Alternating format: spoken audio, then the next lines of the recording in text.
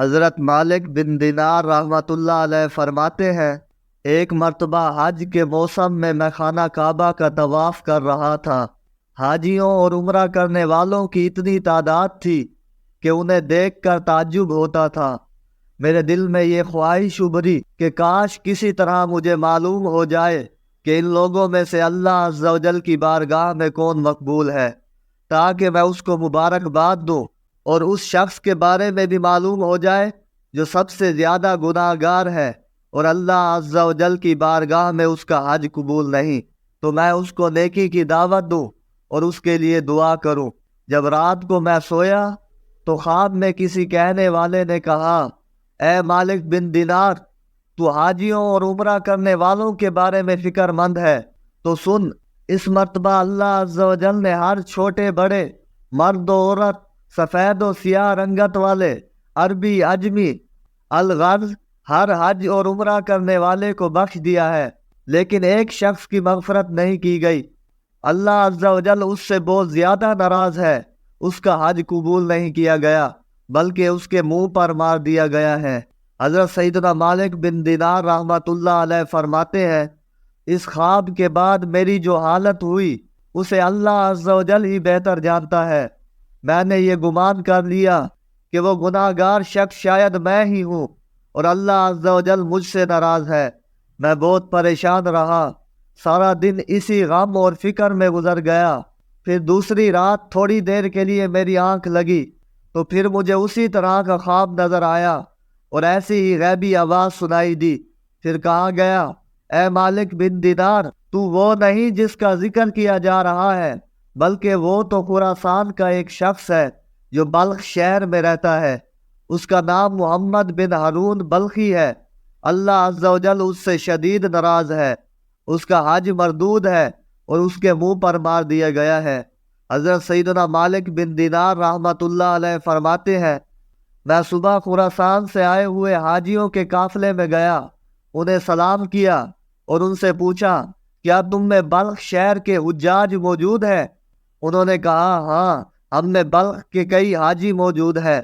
میں نے پھر پوچھا، کیا تم میں کوئی محمد بن ہارون بلخی ہے؟ انہوں نے کہا، مرحبا، اس نیک شخص کو کون نہیں جانتا، اس سے بڑھ کر عابد و زاہد پورے خراسان میں کوئی نہیں۔ بہرحال میں نے ان سے پوچھا، اس وقت وہ کہاں ہوگا؟ لوگوں نے کہا، وہ 40 سال سے مسلسل روزے رکھ رہا ہے اور ساری رات عبادت میں گزار دیتا ہے۔ اگر تم اسے تلاش کرنا چاہتے ہو تو مکہ مکرمہ کے کسی ٹوٹے پھوٹے مکان میں تلاش کرو، وہ ایسی ہی جگہوں میں قیام کرتا ہے۔ میں مکہ شریف کے ویران علاقے کی طرف گیا اور اس ابن ہارون کو ڈھونڈنے لگا۔ بالآخر ایک دیوار کے پیچھے میں نے ایک شخص کو دیکھا۔ میں نے جان لیا کہ یہی ابن ہارون ہے۔ اس کی حالت یہ تھی کہ اس کا سیدھا ہاتھ کٹا ہوا تھا اور اس ہاتھ کی ہڈی میں سوراخ کر کے زنجیر ڈال دی گئی تھی۔ ابن ہارون نے اپنے کٹے ہوئے ہاتھ کو زنجیر کی مدد سے گردن سے لٹکایا ہوا تھا۔ اسی طرح اس نے اپنے قدموں میں بھی بیڑیاں ڈال رکھی تھی اور وہ مشغول عبادت تھا۔ جب اس نے میرے قدموں کی آہٹ سنی تو وہ میری طرف متوجہ ہوا اور کہنے لگا، اے اللہ عز و جل کے بندے، تو کون ہے اور کہاں سے آیا ہے؟ میں نے کہا، میرا نام مالک بن دینار ہے اور میں بصرہ کا رہنے والا ہوں۔ وہ کہنے لگا، اچھا، تم ہی مالک بن دینار ہو جن کا علم اور زہد و تقوی کے ڈنکے پورے عراق میں بج رہے ہیں؟ میں نے کہا، عالم تو اللہ عز و جل کی ذات ہے اور زہد و تقوی حضرت عمر بن عبدالعزیز کا ہے۔ وہ اگر چاہیں تو خوب عیش و عشرت سے زندگی گزار سکتے ہیں، لیکن بادشاہت کے باوجود انہوں نے زہد و تقوی کو اختیار کیا اور دنیا سے بے رغبتی اختیار کر لی ہے۔ ہمیں تو دنیاوی نعمتیں میسر ہی نہیں، اس لیے ہم ان سے دور ہیں۔ اس نے مجھ سے کہا، اے مالک بن دینار، تم میرے پاس کس لیے آئے ہو؟ اگر تم نے میرے بارے میں کوئی خواب دیکھا ہے تو بیان کرو۔ میں نے کہا، مجھے تمہارے سامنے وہ خواب بیان کرتے ہوئے شرم محسوس ہو رہی ہے۔ تو وہ کہنے لگا، اے مالک بن دینار، تم نے جو خواب دیکھا ہے وہ بیان کرو اور مجھ سے شرم نہ کرو۔ بالآخر میں نے اسے اپنا خواب سنایا۔ خواب سن کر وہ کافی دیر تک روتا رہا، پھر کہنے لگا، اے مالک بن دینار، مسلسل 40 سال سے میرے بارے میں حج کے موقع پر اسی طرح کا خواب کسی نیک و زاہد بندے کو دکھایا جاتا ہے اور اسے بتایا جاتا ہے کہ میں جہنمی ہوں۔ حضرت مالک بن دینار رحمۃ اللہ علیہ فرماتے ہیں، یہ باتیں سن کر میں نے اس سے پوچھا، کیا تیرے اور اللہ عز و جل کے درمیان کوئی بہت بڑا گناہ حائل ہے؟ اس نے کہا، ہاں، میرے گناہ زمین و آسمان اور عرش و کرسی سے بھی بہت بڑے ہیں۔ میں نے کہا، مجھے تم اپنا وہ گناہ بتاؤ تاکہ میں لوگوں کو اس کے کرنے سے بچاؤں اور انہیں اس گناہ سے ڈراؤں جس کی سزا تم بھگت رہے ہو۔ تو وہ کہنے لگا، اے مالک بن دینار، میں شراب کا عادی تھا اور ہر وقت شراب کے نشے میں مدہوش رہتا۔ ایک مرتبہ میں اپنے ایک شرابی دوست کے پاس گیا، میں نے وہاں خوب شراب پی۔ پھر جب مجھ پر نشہ طاری ہونے لگا اور میری عقل پر پردہ پڑ گیا تو میں نشے کی حالت میں گرتا پڑتا اپنے گھر پہنچا اور دروازہ کھٹکھٹایا۔ میری زوجہ نے دروازہ کھولا، میں گھر میں داخل ہوا تو میری والدہ تنور میں آگ جلا کر لکڑیاں ڈال رہی تھی اور اس میں خوب آگ بھڑک رہی تھی۔ جب میری والدہ نے مجھے نشے کی حالت میں دیکھا تو میری طرف آئی، میں لڑکھڑا کر گرنے لگا تو اس نے مجھے تھام لیا اور کہنے لگی، آج شعبان کی آخری تاریخ ہے اور رمضان المبارک کی پہلی رات شروع ہونے والی ہے۔ لوگ صبح روزہ رکھیں گے اور تیری صبح اس حالت میں ہوگی کہ تو شراب کے نشے میں ہوگا۔ کیا تجھے اللہ عز و جل سے حیا نہیں آتی؟ یہ سن کر مجھے بہت غصہ آ گیا اور میں نے ایک گھونسا اپنی والدہ کے سینے پر مارا اور اسے اٹھا کر جلتے ہوئے تنور میں ڈال دیا۔ میں اس وقت نشے میں تھا اور میرے ہوش و حواس بحال نہ تھے۔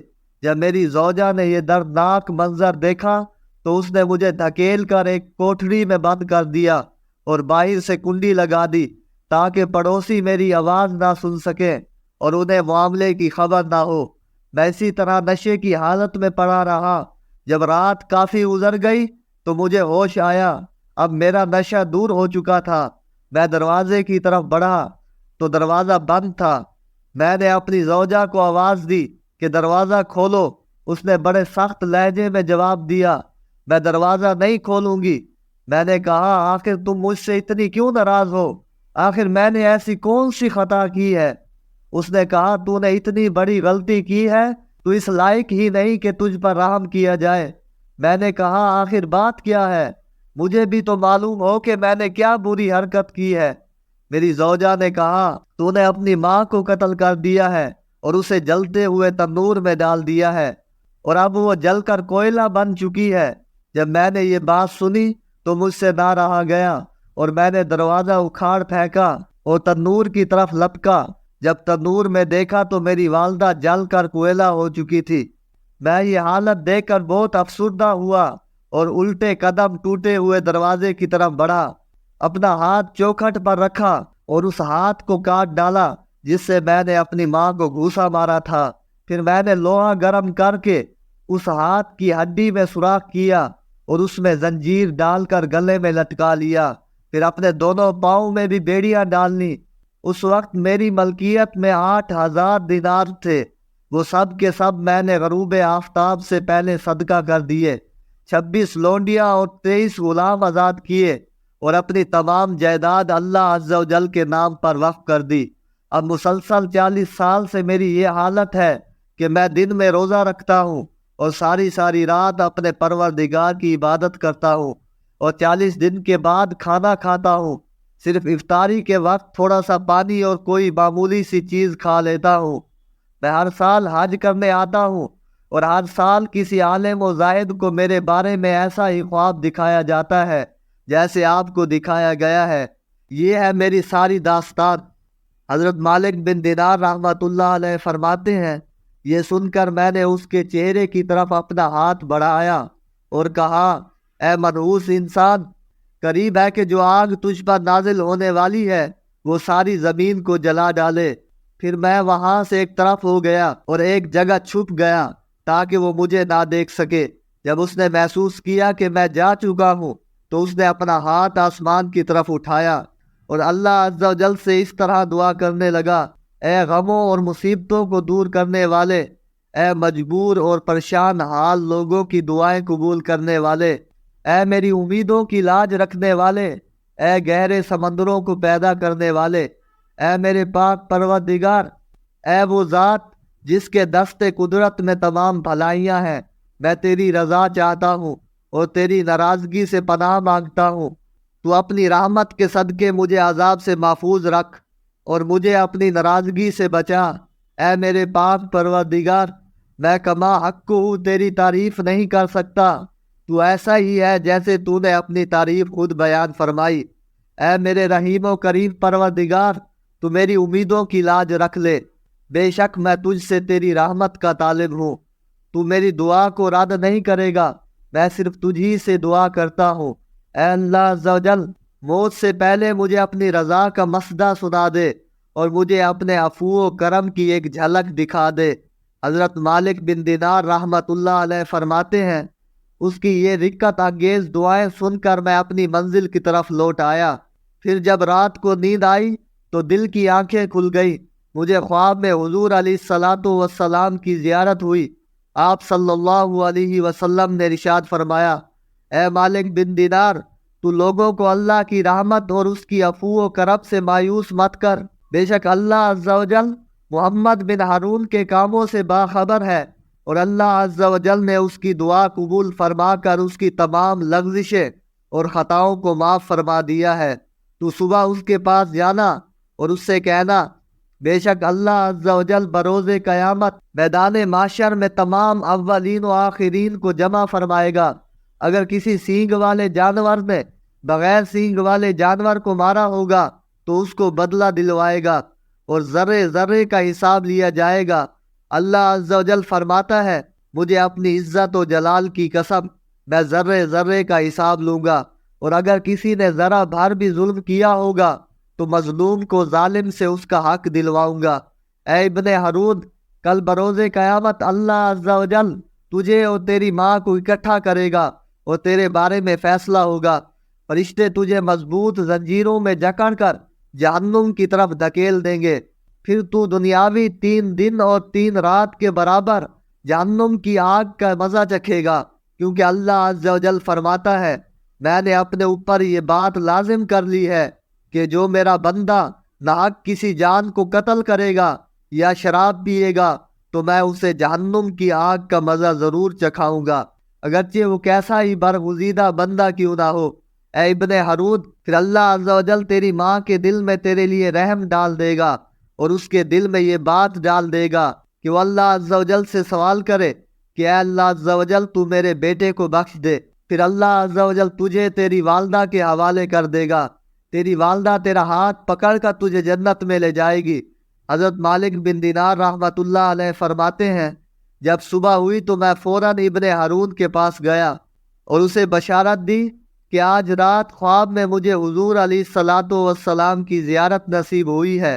آپ صلی اللہ علیہ وسلم نے مجھے تیرے بارے میں اس طرح بتایا ہے۔ پھر میں نے اسے اپنا پورا خواب سنایا۔ خدا عز و جل کی قسم، میرا خواب سن کر وہ جھوم اٹھا اور اس کی روح اس طرح آسانی سے اس کے جسم سے جدا ہوئی جیسا کہ پتھر کو جب پانی میں ڈالا جائے تو وہ آسانی سے نیچے کی طرف چلا جاتا ہے۔ پھر اس کی تدفین کا انتظام کیا گیا اور میں نے اس کے جنازے میں شرکت کی۔